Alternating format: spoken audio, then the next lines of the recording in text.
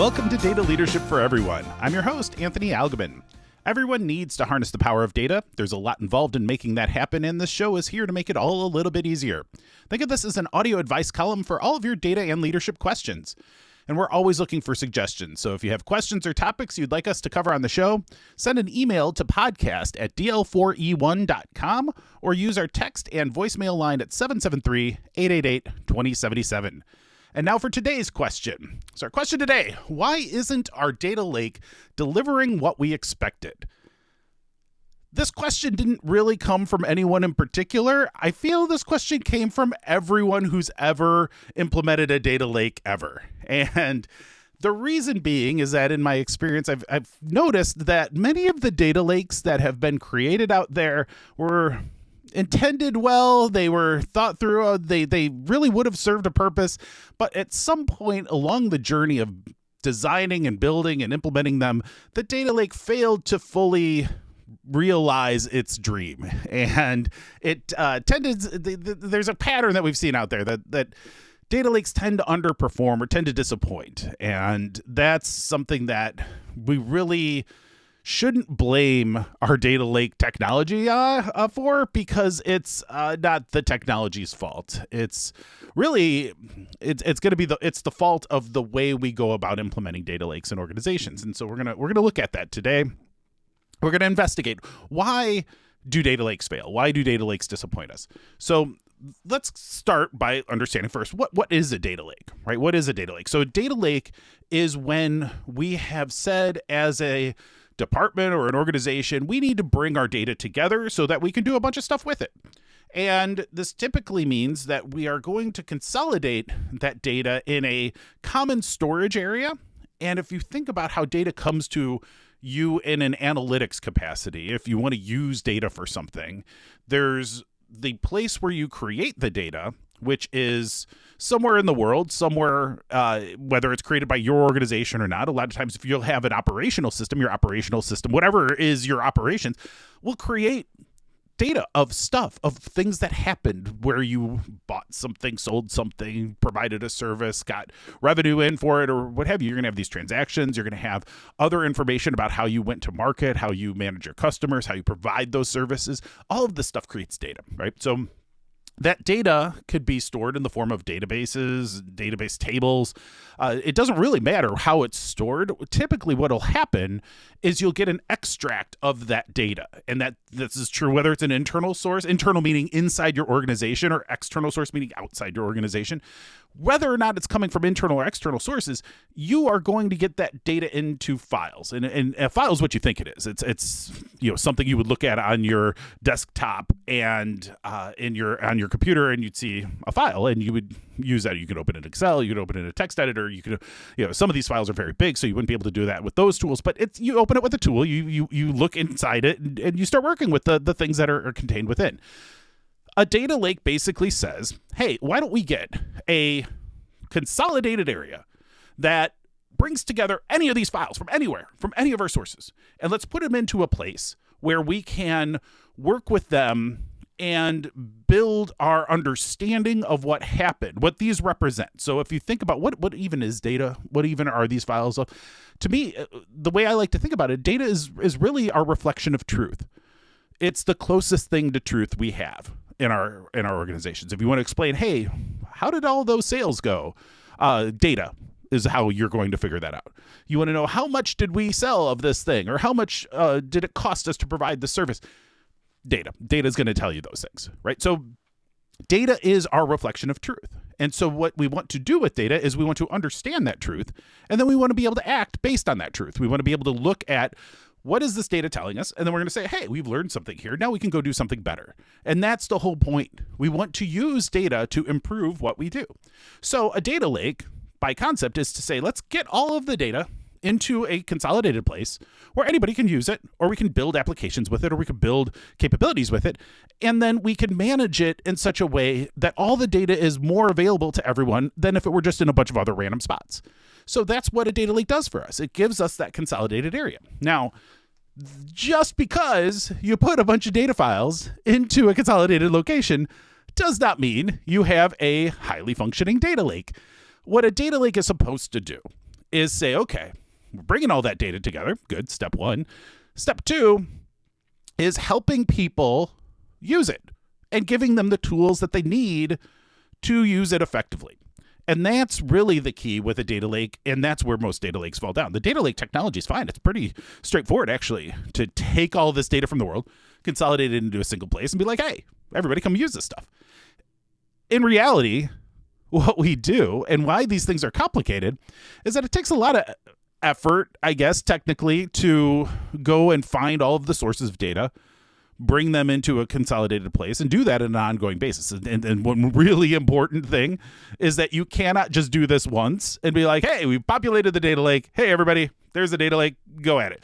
It's much more like water treatment, right? If we want to go with the data lake analogy, it's much more like water treatment, where we have to say, hey, there's all this flow coming in, like there's all this new data being created in the world. We actually need to manage that. We need to create a process by which that data lake can constantly take in new data, take in new information that we can then give to others and help them use. So if you haven't already figured out why this gets really hairy and complicated, it's because while it's not terribly difficult in the grand scheme of things to bring all of the data into a consolidated place, it's really complicated to help people understand all of the things that they can do inside the data lake, because you kind of just consolidated a big mess unless you provide the mechanisms by which people can navigate and understand what's there and then put it to use. Because data that is somewhere captured, available, but not findable, not usable, doesn't really accomplish us anything. Because if we think about what I was just saying, with the whole point of data is to understand this truth and then do something better because of it. Well, if we can't understand the data that's there, we can't do anything different because of it. It's just going to cost us a bunch. There's going to be no value actually created. And so why does this happen with data lakes? And our goal in this conversation is not to explain all of the facets of data lakes and all of these things. I'm trying to give you a big picture of why this is so challenging. And maybe this can help you influence more success in your organization. Because I've seen, it's heartbreaking. People are like giving up on data lakes. This is not new stuff. Like, we've been doing data lakes for 10, 15 years. People are giving up on the data lakes because they're like, oh, the data lake just doesn't work for us. It doesn't do what it's supposed to do. Yeah, it does. It does what it's supposed to do.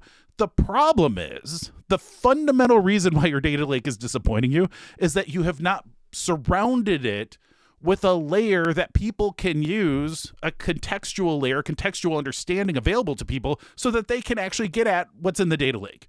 You've created this walled garden and you've put in no doors. You've put in no doors to it. People don't know how to access it because they don't even know what's in it. All they see is the brick wall on the outside. They're like, data lake in here. There's no way to get in at it. And this happens for a number of reasons. We didn't mean to do it. We don't mean to create these big walled gardens of data lake and be like, if you can find the magic way in, then you can have access to everything. No, the reason we do this is that we realize that it takes a fair amount of effort to go in. I mean, I was just talking about it. A lot of effort. Pull in all the data, put it into a place, keep doing it, put in all the operations. But that's really just step one. Really, the hardest part of a data lake is what ends up happening to create that ability to connect into it for people. And that's what is underinvested in. Because if you think about how technology projects work in our organizations, it's typically focusing on the technology. Rollouts of technology in internal organizations typically are focused on building the thing, not on how do we get people to use the thing. We've gotten lazy. In corporate technology environments because we think, oh, well, if we build it, then they'll just use it because we'll tell them they have to use it, right? But if you tell them they have to use it and you still don't give them the tools that they need to use it, they're not going to use it. They're certainly not going to use it well. And that's where we have the problem with data lakes. Now think about a technology project, right? Chances are that technology project was doing well for a while. Everything was green. Everything was good. You start to get close to the original rollout date. And as you get closer, things start to turn to yellow, turn to red in some cases. Oh, we better push out that date. We're not going to quite have all the features ready. Things are taking a little bit longer than we expected. Let's push that date out a little bit. And you push the date out, and then you realize, oh, wait, we're finally getting this stuff done. But typically what will happen is you'll start to condense the amount of time that you've allocated for things like testing and things like user acceptance and user training. Sometimes you don't even think about user training at all because you're just focused on the building the thing. Well, building the thing, important, yes, got to get that right.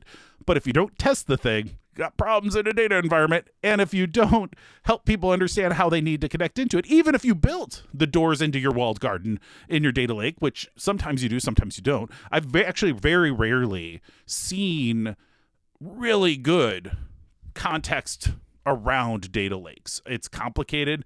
People don't realize how much work is in that. Like, you should really understand that creating that context around a data lake is about as much work as creating the data lake itself.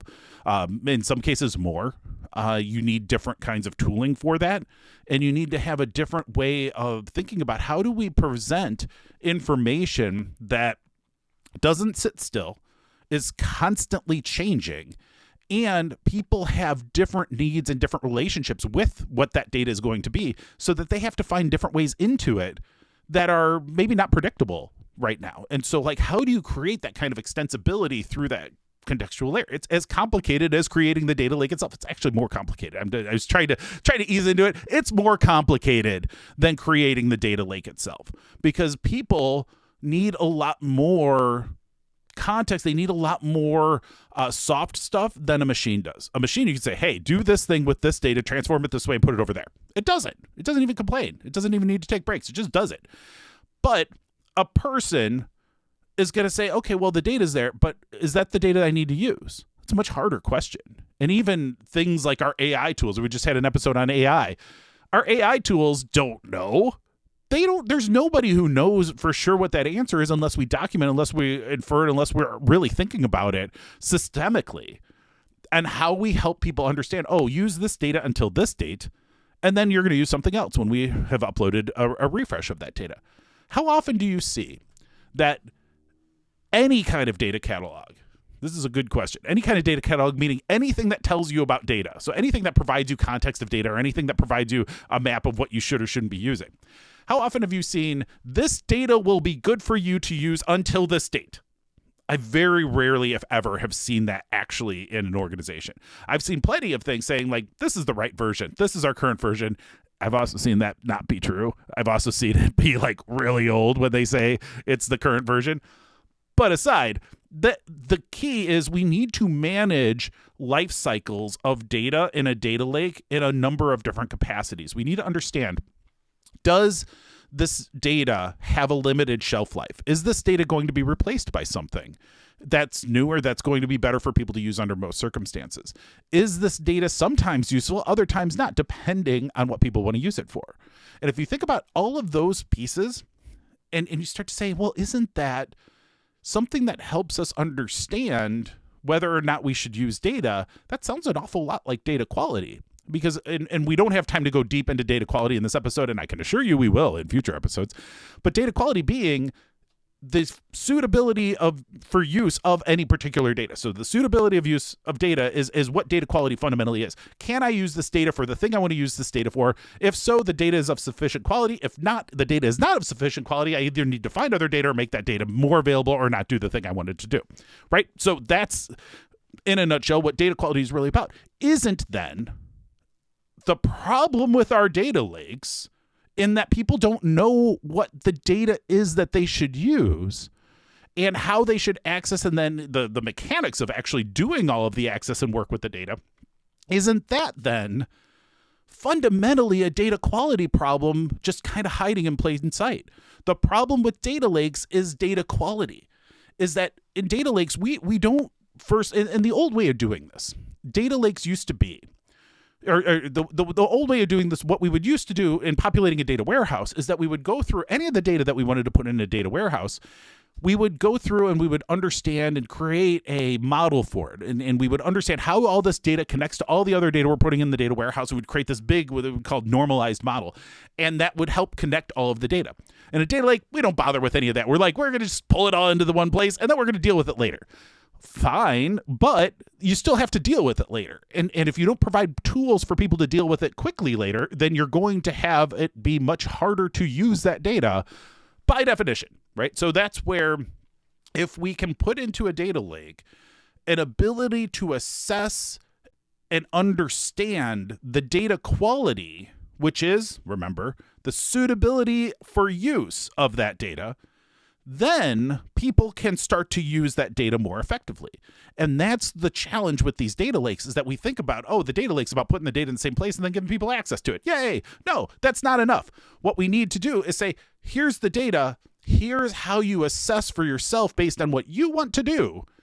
Here's how this data can either contribute or not contribute to your particular use, because we don't get to control how people are going to want to use the data in the data lake. The whole point is that we are providing this data lake for anybody to use the data that they should have access to, that they can't have access to. That's a separate conversation. But we want to give it to people to use for whatever they want within those constraints, right? Once you're in the walled garden, use it for anything that's okay. And so that creates a need to create generalized capabilities within this data lake for people to assess those kinds of understandings. And that's where in our projects to release this kind of platform, this kind of tool, this data lake technology, we don't necessarily consider that if we were, and this is a good rule of thumb for anybody, if you're producing technology or trying to do an internal type of rollout of anything, think about for a moment, what would you do differently if you were taking this product to market in the real world? What is it that you would need? And how would you manage that?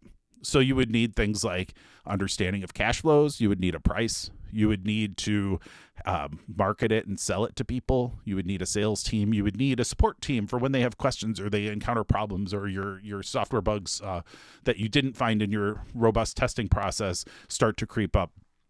Those are all things that you would need. So how are you going to address those in the data lake? And a lot of times the data lake folks are like, hey, we got a global help desk. That help desk will answer those questions. We're not going to train them how to do anything. We're just going to see what happens. And so when people start using them, they call the help desk is like, we don't even know what you're talking about. And they're like, oh, thanks.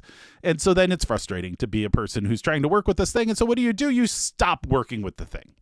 And so what ends up happening is that some data lakes will end up having like 5 people who have figured it all out and will use it a lot. Even though you invested millions of dollars in populating this data lake, you end up with just a handful of people who have managed to find that labyrinth path through it to actually be able to use the data lake effectively. And that's just not a good return on investment. And so that's the other thing that you would need if you were taking this to market in a true public setting, is that you would need a return on investment. You would need to actually say, hey, for this amount of investment, we expect to get this amount of return.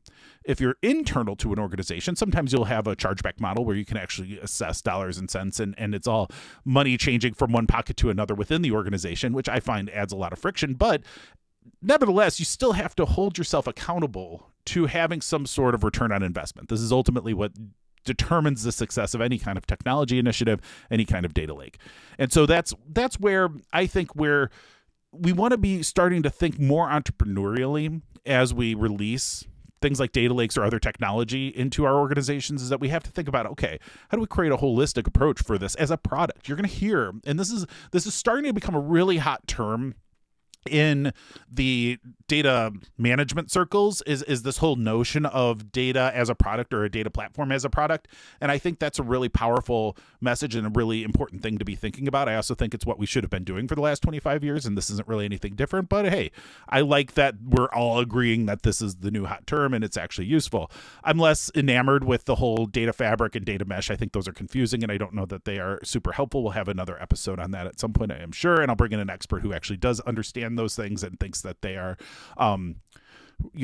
the right terminology, or at least respects that terminology, whereas I don't. I think data as a product really covers all the ground, but we'll have that conversation later.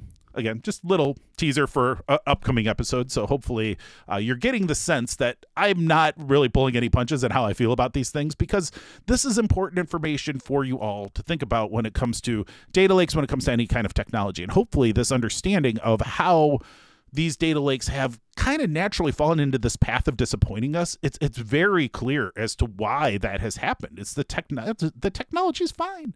The technology is good. It's how we're releasing them to our folks and just not giving them the tools that they need to even understand this stuff and understand, like, we didn't even talk about the training programs that are often missing completely. We talked a little bit about the support. What about the operational challenges of getting this data in all the time? Like, are you going to go with a DevOps type of model? Or are you going to go with a traditional development team and operations team? And, how many resources are you really looking to do? And what are you really trying to accomplish with bringing this data together in a data lake? A lot of times data lakes had been implemented, and I'm seeing other technology. So insert your technology du jour into this sentence. But a lot of times data lakes are implemented as a solution to a problem that hasn't been fully considered. And that is, we feel a symptom, hey, data lake. When that was the hotness, we just do data lake. When it's something like today it's AI, when it's, let's get AI and it will solve this thing. No, it's not going to. And so we need to understand all of this stuff is so interrelated, and it's so tied to our business processes, which are very much tied to the success of our businesses. We have to make sure that we aren't trying to solve a problem over here when the problem's over there. And that's the thing that we see a lot, is this misdirection as a strategy type of thing. Well, we can't really address the hard problem, which is that our technology people don't understand what the business does. So we'll create a data lake, and we'll say, here, business, you can now do anything you need to. And that's disingenuous, and you're not going to give them the tools to do it, and they're not going to have the time, nor the patience, nor the rationale to care. So help by getting it into a place where people really can use it. And that comes not by just saying, here's what we're going to build for you. Here's how we're going to train you. Here's what we're going to do for you. Here's what your life looks like going forward. You know what the problem is with that? All of that is a one directional flow from the technology people to the business saying, here, we know how to do your thing. Take it, enjoy. It's on us. No, we need to hear the business. We need to understand, what are the challenges? What are you trying to understand about your own business processes that you need help with? And how can our data lake then support that? We can connect into that. We can help them develop the tools, develop the understanding, and even give them some of that metadata or context and quality information that they can then use to assess and use that data in a responsible way. And so in a data lake environment, we really have to create this push and pull, this give and take, this bi-directional flow of information between the technology teams and the business side, because you won't get the right answer if either side is just barking at the other without really hearing what is this technology capable of? What are the trade-offs in this? What's the give and take in both directions? So a couple other things to think about before we wrap up this episode. If your data lake isn't delivering what it's expected, and I've gone through in my typical kind of mental ramblings throughout this episode, but hopefully you found some nuggets of there worth thinking about. A couple things to also consider. So understand, what were the motivations for building the data lake in the first place? Why did you guys go down that path, or why are you considering going down that path if you're trying to avoid making the mistakes that almost everyone else has made? How was it built? Did you build it with an internal team? Did you build it with external contractors? There's pros and cons to everything. There's different expertise levels, and there's different ability to connect into the business needs, and that really is an important piece. Was it rushed? Did you go and build this data lake in a month and be like, hey, we're just going to deal with the rough edges and everything will be fine? It's something that if you don't take a reasonable pace, you're going to end up having some shortcuts embedded in there. The worst case I've seen is when you've moved too fast and people cut corners, and those corners were all hidden underneath the surface. And so when you tried to go to the next level, then that's when all of the problems surface and you realize, oh no, this is way, way worse than you thought. I've often joked that in the data space, every time you turn over a stone to see what's underneath, it's worse than you could have possibly imagined. And there's also 100 more stones, which is really how it feels a lot of the time. Other couple things to think about. How was the data lake designed? How did you go about building it? Did you just say, okay, hey, cloud vendor of our choice, just give us your model and we'll just use that? If it wasn't really thoughtfully designed in particular for your organization, especially some of those things that come after you create the repository, those are things to think about and consider. What were the educational and testing programs associated with your data lake? Again, that's something that a lot of times is an afterthought and really needs to be a first thought. How are you going to, once you have this technology, how are you going to deliver it to anybody? Can you start on that even when you're just starting to design and build this thing. Start working with the business teams to get them up to speed long before the data lake is even in production. You might even learn some things about how to design it even better. Was all the effort put into the build and not into the delivery or operations of it? So if you're focused only on how do we build the thing, being able to deliver, support, operationalize, manage the data flows, manage the questions, help provide the training, do all of the connective things, documentation, perhaps an intranet site to support it, and do all of the kinds of additional things that you would need, you're going to have a problem if you've put all of your energy into the build side. How do people know how to find what they need? How do they navigate it? Do you have a data catalog? Do you have data lineage capabilities? Can you look at that over time? Do you understand how data came into place? Who decided to move this data in this way? Who decided to transform this data? Was this part of a project? How does this happen? We haven't even gotten into what happens when you use a data lake and then you create really useful artifacts, and then those fold back into the data lake itself and then can be used by others. That recursive loop is worth a whole entire show about the strategies of building large-scale data platforms. We'll talk about that another time, but that's something to think about.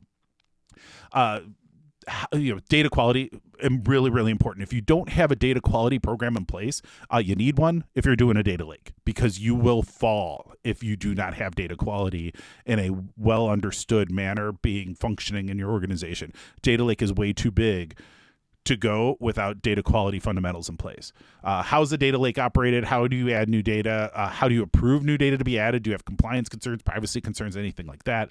How do people learn about when new data is added? So how do you notify, hey, new data is available? You might want to use it. This data is now replacing this other data. Don't use that other data. Use this new data. How do you let people know that when they need to know that? When they're trying to use that data? Say, oh, hey, here, surface an error.